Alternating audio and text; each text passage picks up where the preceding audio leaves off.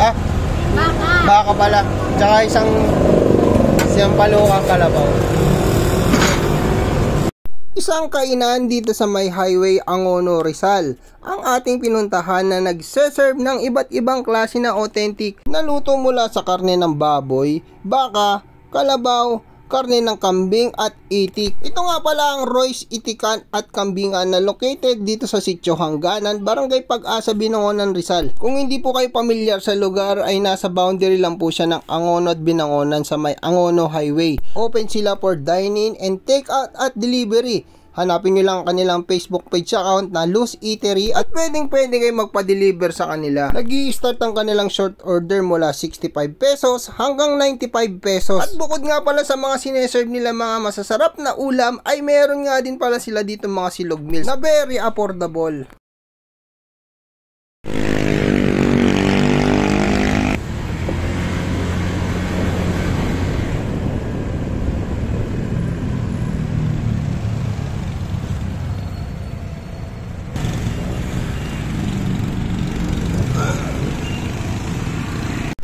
Yan mga tol, sa mga naghahanap dyan ng mabibila ng ulam, kain dito kay Royce Kambingan at Itikan dito sa may highway ng Angono. Ayan, marami kayong pagpipilian na ulam dito, mga authentic na luto sa baka, kalabaw, itik. Ayan, paglagpas lang po siya ng stoplight dito sa may boundary ng Angono. Kung makikita nyo yung dinosaur dito, halos kalapit lang po ng dinosaur.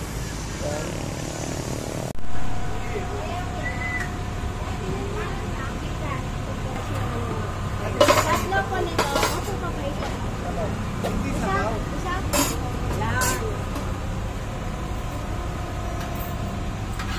Isa yung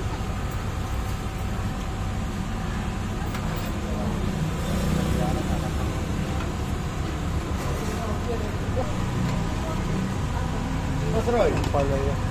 Adobo kami. Balo. Spicy kalabaw, 3 kalderetang kalabaw. Ah? baka. Baka pala. Tsaka isang Sampalokang kalabaw.